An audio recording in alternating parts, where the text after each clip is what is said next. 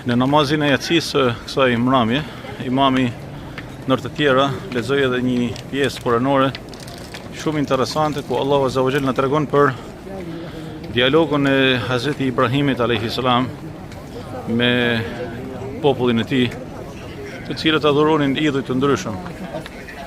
Dhe në fund të këtij ajeti ka një mbyllje jashtëzakonisht e rëndësishme dhe shumë të e vlefshme për çdo njeri. Ku Allahu Azza wa Jalla thotë: "Yawma la yanfa'u malun wala banun illa man ata Allah bi qalbin salim."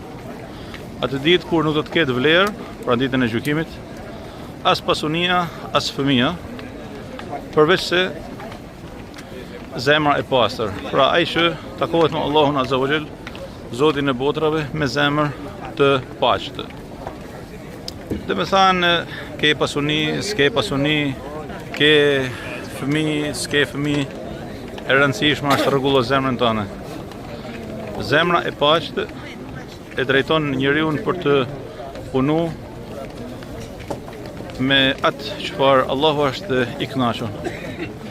E ata që vrapojnë pas pasunisë si të verbër, duke adhuru pasurinë, edhe që mburren me trashëgiminë e tyre, në fakt janë zhytur në një lloj padije që nuk i vlen as në këtë botë, ose në këtë botë mund t'i vlejë për pak aq sa vlen pasuria, dhe jo gjithmonë pasuria vlen, e aq sa mund të vlen fëmia e trashëgimia, e jo gjithmonë vlen.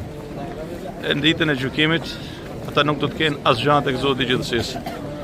Illa man ata Allah bi qalbin salim. Përveç atij që tek Allahu vjen dhe paraqitet me zemrën e paqtë dhe veprat si pasojë e kësaj zemre.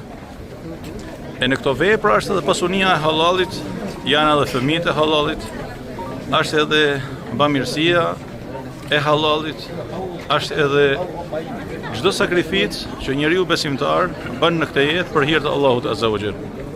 Që mos të ngatrohemi dhe mos të thojë dikush që a janë këto tekste kuranore që ne të distancohemi nga pasunia dhe mos të krijojmë pasuri. Jo, krijo pasuni sa të dush. Dhe fito sa të dush. Ama kujdes, bën çmos që mos të përzihet halali jot me haramin, sepse një pjesë e haramit sa do e vogël qoftë ajo, po të përzihet me halalin e prish atë. Prandaj të dashur në të shtrenjtë, kushdo që gënjehet në këtë botë se ka shumë pasuni, e ka shumë njoftuni, e ka shumë tarafe, e ka shumë kështu e ashtu, në fakt thjesht e gënjen veten në një kohë të shkurtër që gjithsesi nuk e ka as në dorë. E njeriu i paqtë, i cili i ka mirë llogarit e tij me Allahun e mëdhëruar, në fakt flen rahat në këtë botë dhe është gati për të largu prej saj në çdo kohë. Dhe mi të gjitha, i lumi ai nesër kur të vi para durave të Allahut Azza wa Jall me zemrën e paqtë e me veprat konform kësaj zemre. Allahu na bëf prej njerëzve të paqtë, me zemra të paqta e me vepra të paqta. Imami i lexoi këto ajete me zanin e tij prekës, Sheikh al-Mu'aykili, edhe Judril Zani, me siguri po qante, edhe të tjerët që e dëgjonin, qanin së bashku me te. Allahu ju dashtë.